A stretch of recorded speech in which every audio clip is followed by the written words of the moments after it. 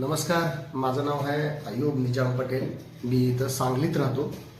मी आता अल्पसंख्याक समाजाचे जे काय प्रश्न असतील त्याच्यासाठी जन आंदोलन करणे, ओबीसी समाजाचे प्रश्न आणि तसंच रुग्ण हक्क समिती म्हणजे रुग्णांना जे शासनाकडनं लाभ मिळाला पाहिजे त्यासाठी मी सांगली शहरात काम करतो. मान्य रणजित सिंग दादा बाबर हे माझे लहानपणाचे मित्र आहेत. मी आणि रणजित बाबर हे दोघं जण सांगलीतील पटवर्धन हायस्कूलमध्ये 7वी ते 8वी पर्यंत आम्ही दोघं जण एकत्र शिकलो. रणजित बाबरच्या बाबतीत म्हणायचं म्हटलं तर रणजित ज्यावेळी शाळा सोडून पुण्याकडे गेला त्यावेळी आम्ही सगळेजण लहान होतो.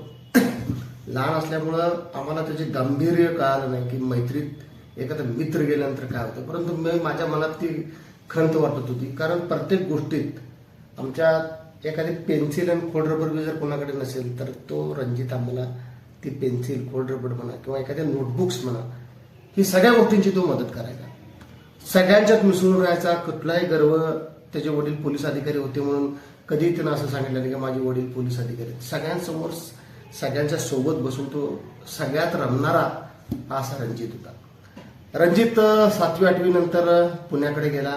पुण्यानंतर तब्बल 20 वर्षानंतर आम्हाला पुण्यातून अशी काय खबर आली की रणजित हा UPSC पोलिसांच्या प्रश्नासाठी पुण्यात मोठमोठी आंदोलनं करतो आणि त्या आंदोलनातून त्यानं अनेक प्रश्न मार्गी लावले.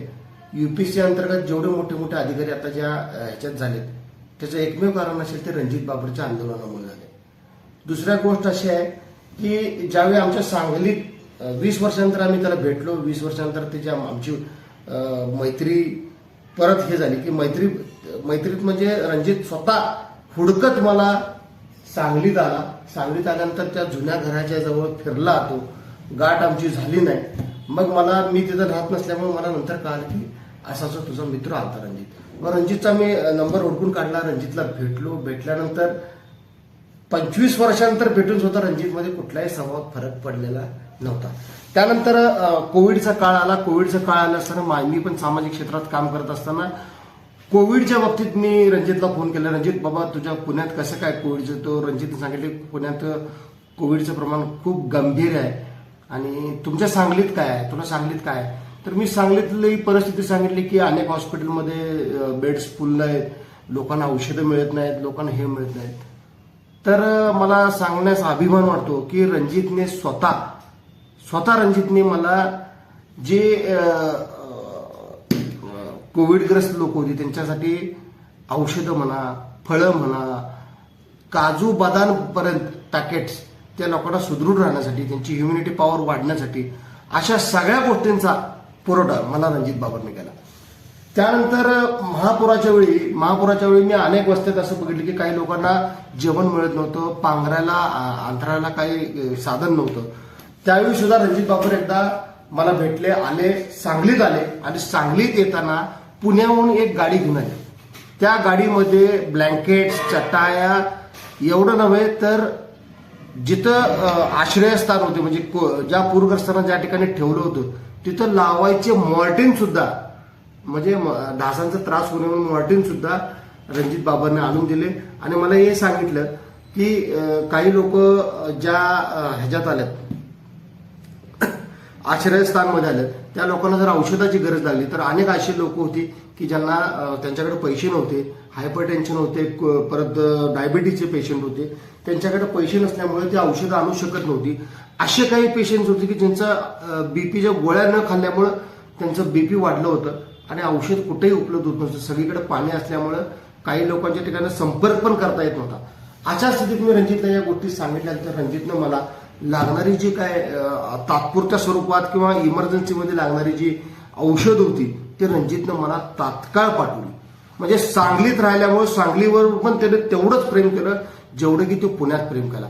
आपण ज्या ठिकाणी राहिलो त्या लोकांच्या आणि त्या सांगलीकरांसाठी सुद्धा आम्ही एका हॉटेलमध्ये होतो, सांगलीतील एका हॉटेलमध्ये, आणि रणजित बरोबर असणाऱ्या एका सहकार्याला वॉश बेसिन फुटलं. वॉश बेसिन फुटल्यानंतर त्या वॉश बेसिनच्या फुटलेल्या काचात त्याचा पाय एकदम गंभीररित्या जखमी झाला. तो जखमी झाल्यानंतर आम्ही त्याला एका साध्या हॉस्पिटलमध्ये येत असताना रणजितदादांनी म्हटले, साध्या नाही एखाद्या मल्टी सुपर हॉस्पिटलमध्ये त्याला ॲडमिट करा आणि लागणारा सगळा जो खर्च आहे ते मीच करेन.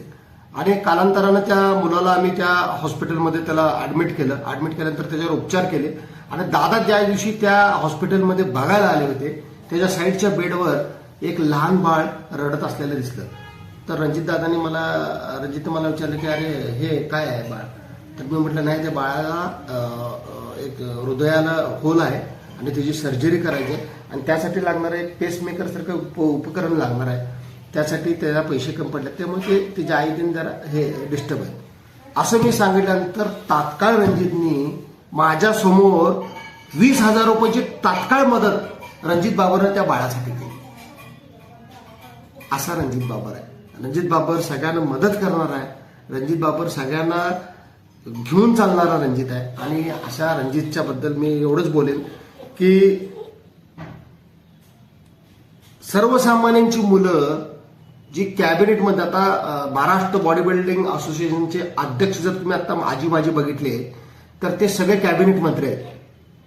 त्यानंतर आता सलग 4 वर्ष महाराष्ट्र बॉडी बिल्डिंगचा अध्यक्ष म्हणून कोण आहे तर रणजित बाबर आहे. सर्वसामान्य कुटुंबातला माणूस एवढ्या उच्च पदावर जाऊ शकतो. आणि सर्वात महत्वाचं म्हणजे महाराष्ट्र युवा परिषदेच्या माध्यमातून संपूर्ण महाराष्ट्रभर का संपूर्ण कर्नाटकात त्याने ते दौरे केले आणि स्वतः नुसती सामाजिक नाव न करता त्यांनी व्यवसायात सुद्धा मोठं नाव केलं. आता आम्ही 1 गुंठा 1.5 गुंठा 2 गुंठे फ्लॅट 1 BHK 2 BHK एवढंच ऐकत होतो, परंतु 1 एकरचे फार्म हाऊस ही जी सिस्टम आहे रणजितच्या तोंडातून आम्ही ऐकली आणि अस्तित्वात जाऊन आम्ही बघितलं सुद्धा. कोकण असू दे, गोवा असू दे, या सगळ्या भागातून त्यानं प्रचंड मोठं असं लँड डेव्हलपमेंटचं त्याने काम केलंय आणि तो स्वतःच्या ताकदीवर तेवढा मोठा उभा झालाय. अनेक क्षेत्रात त्याला सगळेजण दादा म्हणतात. एक गोष्ट दादाच्या बाबतीत आवर्जून सांगितली पाहिजे की दादाला अनेक नावांनी ओळखलं जात आहे. गुन्हेगार आणि जे भाई लोक असतात, जे जागेचे ताबे टाकून गोरगरीब लोकांना त्रास देत असतात, त्या लोकांवर सुद्धा दादानी वचक ठेवला आहे. आणि त्या क्षेत्रात त्यांना दादाला डॉन म्हणून संबोधलं जातं.